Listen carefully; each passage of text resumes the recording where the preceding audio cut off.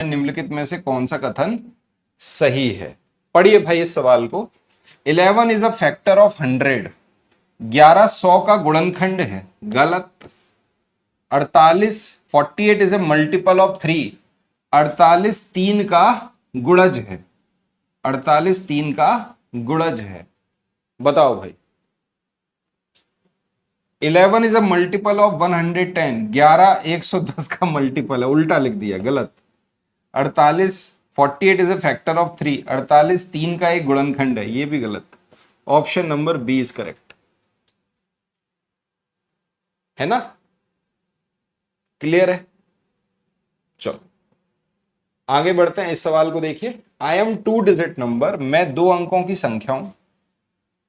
The digit at 10 place is a multiple of 2 and digit at unit place is a multiple of 3। दहाई के स्थान पर अंक 2 का गुणज है, इकाई के स्थान पर अंक 3 का गुणज है। अब ये तीसरी लाइन क्या कह रही है? दोनों संख्याओं का योग एक अभाज्य संख्या है जो कि 52 का एक गुणनखंड है। अब अभाज्य संख्या, आप बताओ 52 का एक गुणनखंड आपको साफ समझ में आ रहा है? जैसे 26 से कटेगा, 52 से कटेगा, 13 से कटेगा। 13 एक प्राइम नंबर है, तो इसका मतलब दोनों का सम किसके बराबर आ रहा है? 13 के बराबर आ रहा है। 6 4 10, 8 3 11, 4 और 9 13। सी ऑप्शन है आपका। क्योंकि देखो टेंस प्लेस पे 2 का मल्टीपल, यूनिट प्लेस पे 3 का मल्टीपल, यही आपका आंसर। सिंपल है, आसान है, एकदम आसान है। आइए भाई अगले सवाल को देखिए।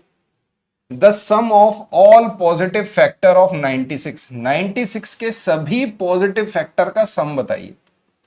देखिए आपको एक बात समझनी होगी, आपके एग्जाम में एक सवाल आ जाता है और वो सवाल होता है फैक्टर्स के ऊपर। फैक्टर्स मतलब गुणनखंड। तो गुणनखंड के ऊपर अगर आपके पेपर में सवाल आता है तो 2 सवाल बनते हैं। एक तो बनता है नंबर ऑफ फैक्टर्स और एक बनता है सम ऑफ फैक्टर्स। एक बनता है नंबर ऑफ फैक्टर्स मतलब गुणनखंड की संख्या, गुणनखंडों की संख्या, और एक आता है गुणनखंडों का योग। अब आपसे पूछा गया इस सवाल में सम ऑफ फैक्टर्स पूछा है, तो सबसे पहले आपको क्या करना है? प्राइम फैक्टराइजेशन करेंगे अभाज्य गुणनखंड से। अब जैसे 96 है, बताओ भाई कितना होगा? आप बोलोगे सर 16 का पहाड़ा पे पढ़ लूं? 16 छक्के 96, तो इसमें पहले से ही 2 और 3 है, तो ये कितना हो गया? इसका अभाज्य गुणनखंड निकल के आ गया 2 की पावर 5 गुणा 3 की पावर 1। अभाज्य गुणनखंड क्या निकल के आया? 2 की पावर 5 गुणा 3 की पावर 1। ऐसे भी कर सकते हैं। दूसरा, आप इसको बिल्कुल डिवीजन मेथड से कर सकते हो, जो आपने बचपन में सीख रखा है, कर लीजिए। 2 से काटिए, 2 चौक 8, 2 अट्ठे 16, फिर 2 से काटिए 24, फिर 2 से काटिए 12, फिर 2 से काटिए 6, फिर 2 से काटिए 3, फिर 3 से काट दीजिए 1। ये डिवीजन मेथड है जो हमने बचपन से सीख रखा है। प्राइम फैक्टराइजेशन के लिए हम इसका उपयोग करते थे और इसी विधि से हम एलसीएम भी निकाला करते थे। तो यही विधि से हमने प्राइम फैक्टराइजेशन करके ऐसा निकाल लिया। अगर मुझसे नंबर ऑफ फैक्टर्स पूछे जाते तो हम क्या करते? जो इस पर पावर लगी हुई है इसके पावर में बस 1 ऐड कर देते हैं, जैसे 5 + 1, और ये कितना हो गया? 1 + 1, तो ये कितना होता? 6 × 2। इसका मतलब टोटल कितने फैक्टर्स हैं? 12 फैक्टर्स। टोटल कितने फैक्टर्स हैं? 12 फैक्टर्स। अगर आपसे सम ऑफ फैक्टर्स पूछा जाए तो, वो सॉरी, नंबर ऑफ फैक्टर्स पूछा जाए तो आंसर होता 12। आपसे पूछा गया है सम ऑफ फैक्टर्स, तो सम ऑफ फैक्टर्स निकालने का सिंपल सा तरीका है, ये 2 की पावर जो 5 है यहीं से लेके चलिए। 2 की पावर 5 + 2 की पावर 4 + 2 की पावर 3 + 2 की पावर 2 + 2 की पावर 1 और +2 की पावर 0। ठीक है, ऐसा भी कर सकते हैं। 0 से स्टार्ट करिए और जितनी पावर है वहां तक लेके चलिए, या उल्टा लिख लीजिए। ठीक है, जैसे 3 की पावर क्या है, 1 है, तो मैंने 0 से स्टार्ट किया, 3 की पावर 0 प्लस 3 की पावर 1। अब इनकी वैल्यू को सबको आपस में जोड़ दीजिए। ये कितना हो गया, 32 plus 16 plus 8 plus 4 plus 2 plus 1, ये हो गया 1 प्लस 3। बताओ भाई ये कितना होता है, 31, 31 और 32 63, 63 गुना 4, यही सवाल का उत्तर है 252। ये आपका सम निकल के आ गया। कितना आ गया आंसर, 252। ए ऑप्शन आपका सही है, क्योंकि सवाल में आपसे पूछा गया था सम ऑफ द फैक्टर्स। तो बेटा ये जो सवाल है ये पेपर 2 में भी आ सकता है और पेपर 1 में भी आ सकता है, बशर्ते बस नंबर्स के ऊपर होगा। ये नंबर और बड़ा आ जाएगा, 3 डिजिट का आ जाएगा, 4 डिजिट का आ जाएगा, ऐसा सवाल आपके पेपर में आ सकता है, देख लीजिएगा इसको।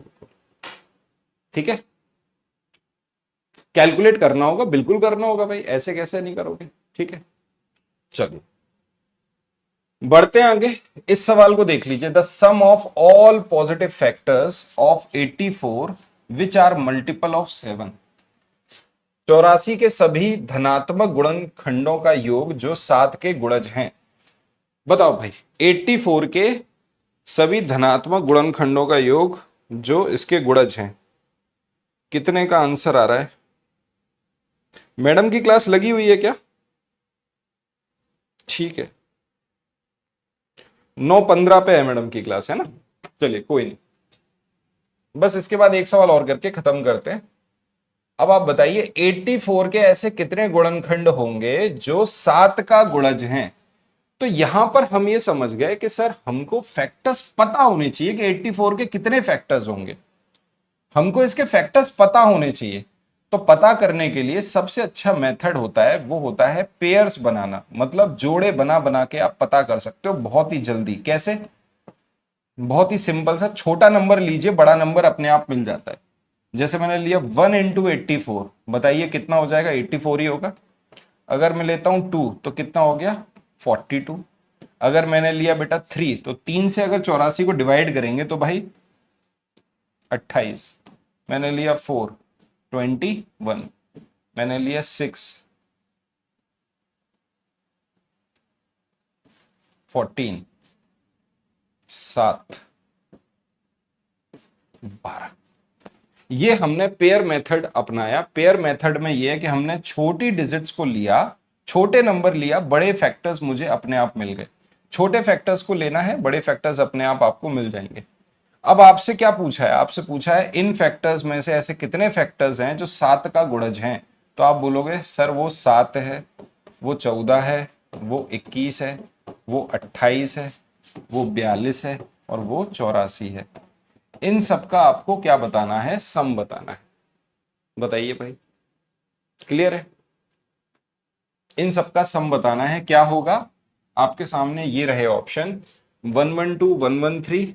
बताइए भाई क्या आंसर आ रहा है, D option, option number D is correct. 196 आपके सवाल का उत्तर है। बहुत ही बढ़िया बेटे, ठीक है।